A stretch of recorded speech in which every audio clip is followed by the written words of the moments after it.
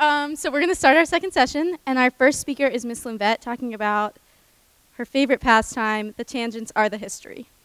So my talk today is on the tangents are the history.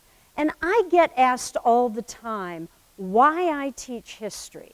And in many ways, the short answer is, as Mr. Schmidt alluded to a minute ago, that history in a lot of ways is the most interdisciplinary, I would maintain, of all of the subjects. It gives me an excuse to be an amateur, to be a voyeur in just about anybody's subject.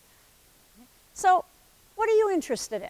Painting, vampires, engineering, movies, trees, physics, skateboarding, music, gaga, anime, medicine, one more, fashion.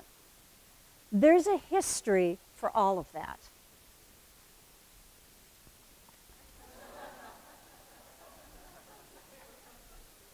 As chair of the history department, I get to read all the student evaluations about me and my colleagues in the history department. And for the last 2 or 3 years, you guys have ranked us very low on the scale of being able to stay on topic in our classrooms. And I find this rather remarkable given the seniority and the experience and the vast knowledge accumulated in my department. So I've been thinking about this for a couple of years and trying to figure out where that came from. And I think I've got a hold of it, and my students generally laugh when I run this past them. You guys think our tangents are off topic. And I'm here to say that the tangents are the fun part. The tangents are the history. They're the frosting on the cupcake. That when you know the big, serious stuff, then you can dive down into the tangents. All right? You guys learn how to do footnoting to cite your sources, which is a very good thing to be able to do. And if you know your history well, you can even skim the footnotes and figure out how legit this person writing the article is, where they got their argument, and if you're even going to buy into it. All right? But footnotes also do really cool stuff. Footnotes do the cool trivia that isn't important, like Thomas More being beheaded as part of the English Reformation, but the fact that his head, his severed head, gets hung on the London Bridge and his beloved daughter takes it down and keeps it as a relic for the rest of her life. Right?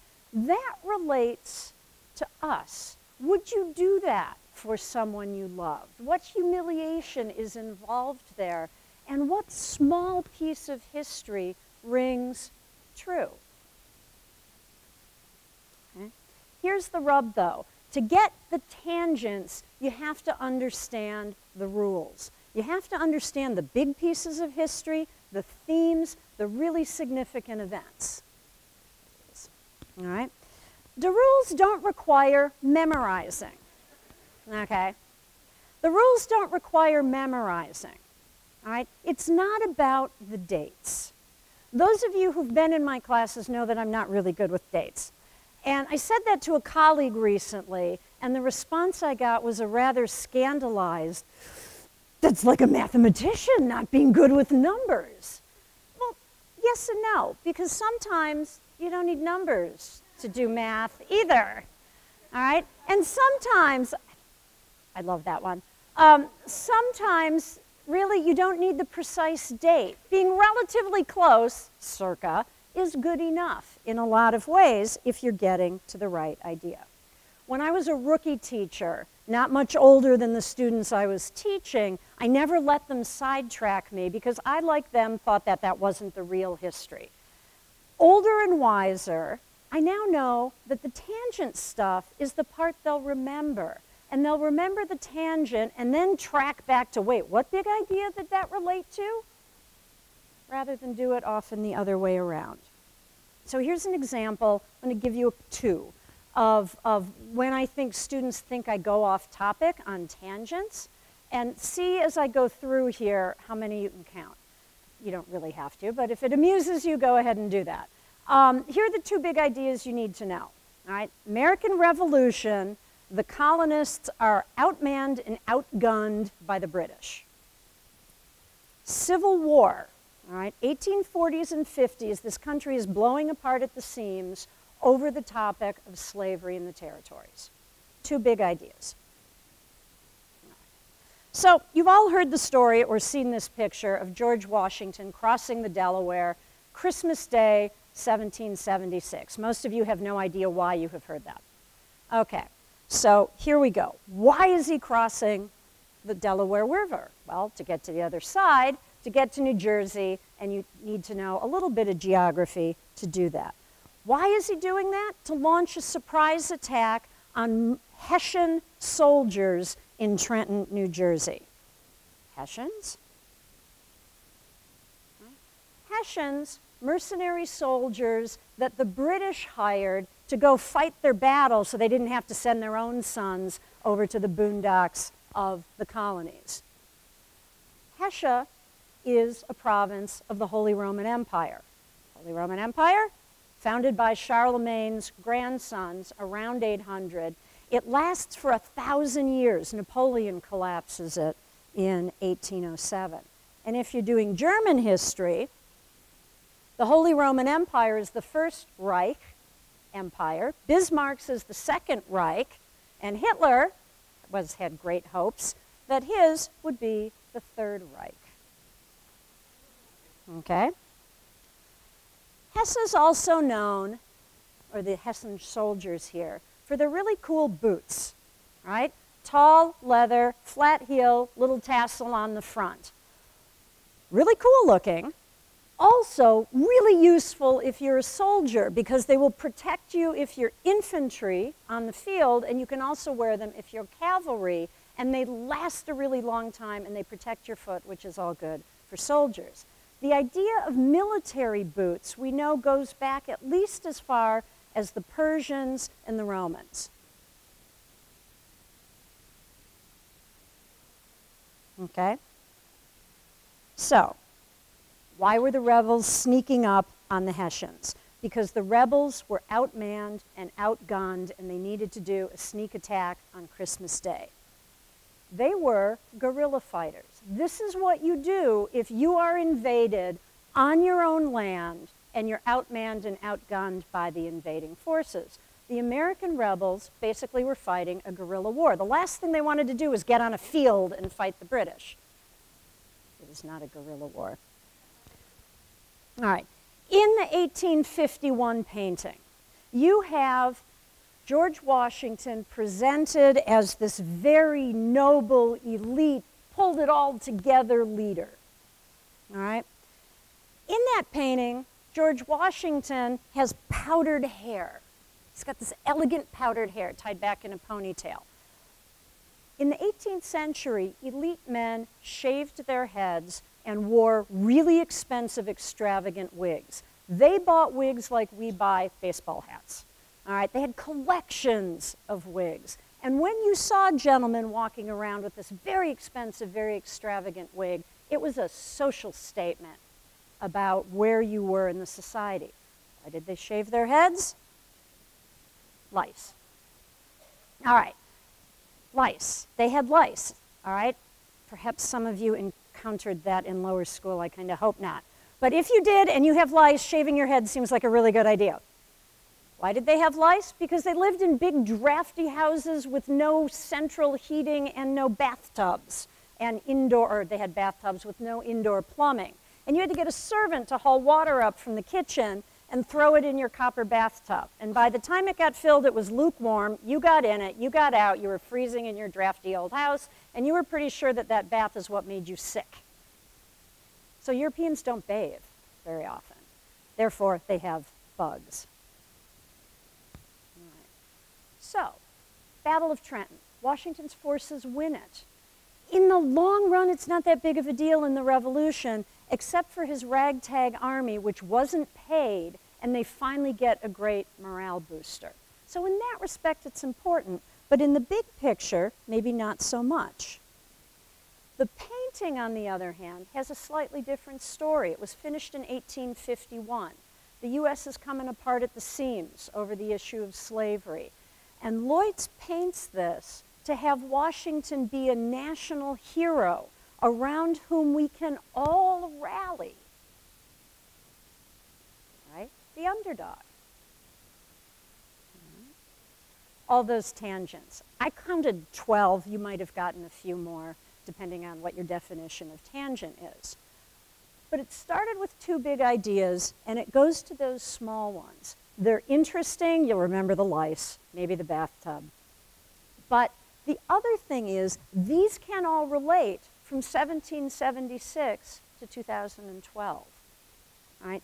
It's taking something that's 250 years old and running it forward into your life as an adolescent at McDonough in the 21st century and making those connections so it's personal and it's something that's not a nameless, faceless date in a history book. All right, so this example was going from big ideas down to little small ones: revolution, Civil War, lice. Here's one that goes the other way, and I'll finish up with this one. Oh, this was my math one, all right? These aren't tangents, all right? They aren't random tangents. There is no such thing as a random tangent, actually. I checked this with Mrs. Wender first, all right? There is no such thing as a random tangent because a tangent has to touch another object. It has to have some connection with it somehow. So my lice in there had a part of the whole bigger thing. Know all the history.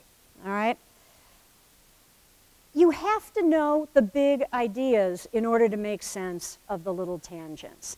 And if you know the big ideas, then you can also start with something small and insignificant and connect it to something bigger. It's kind of easy to go from big to small, but you can also go small to big. And this is where my next example comes from. Pirates. All right? Johnny Depp is Captain Jack Sparrow. Great casting, great costuming. All right?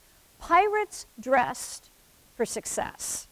They dressed to look odd, and in Blackbeard's case, he would put flaming fuses and stick them in his hair and his beard right as his ship came alongside and was ready to board somebody, because he looked like a fiend from hell.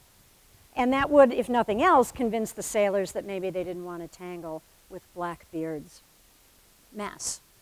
All right? Why are the pirates in the Caribbean? They're in the Caribbean because that's where the Spanish galleons are on their way to Spain, with large holds filled with gold and silver, and pirates hang out where the money is. All right? And you hang out in the Caribbean because you got to go through the Caribbean islands to get across the Atlantic and take all that stuff back to Madrid. Pirates hang out on islands and in choke points of water, and they still do that today. Right? Another thing this Disney movie did well, which you wouldn't know unless you knew something about pirates, otherwise it's just randomly entertaining and weird, is they put an ethnically diverse, gender diverse crews. That was true of pirate ships in particular, because particularly if you were an escaped slave, if you could get on a pirate ship, as long as you could do the work, nobody cared where you came from. They were all criminals anyway, so what's an escaped slave? All right? The Chinese pirates, I really don't think there were that many in the Atlantic, but in the Pacific, the other half of the Spanish galleons are taking silver to China. Pacific Ocean is crawling with Chinese pirates. So that was not just random casting for political correctness. It was actually true. Okay, there were no octopus face guys. That one's total fiction. All right, so little things, fun, amusing movie that had more historical accuracy than anyone would think, unless you knew about pirates. And unless you knew about the first global trade networks of the 17th and 18th century. Where there is expensive stuff being moved around, there are thieves. There are thieves on land, there are pirates on water. And so all of that ties together into a huge piece of world history in particular that no one would ever think of when they bought tickets to go see Pirates of the Caribbean. Modern-day pirates. This is a picture of Somalian pirates from a couple of years ago. They are not nearly as cuddly looking as Johnny Depp. And you don't want to be particularly anywhere near them. But they too are hanging out on islands and choke points on the east coast of Africa and south of the Arabian Peninsula. They are operating the same way. All right, so history is everywhere. History is everything. History is the ultimate interdisciplinary subject. And it's what we like to do is to connect the dots, go from big to small and small to big, and hope that as we're learning all this, we get the big points and then we get the frosting on the cupcake, which are the cool little tangents. So, when you have to do the folio eval and it gets to the question about how well we're able to stay on topic, I hope that you will give it a little more thought. Thank you.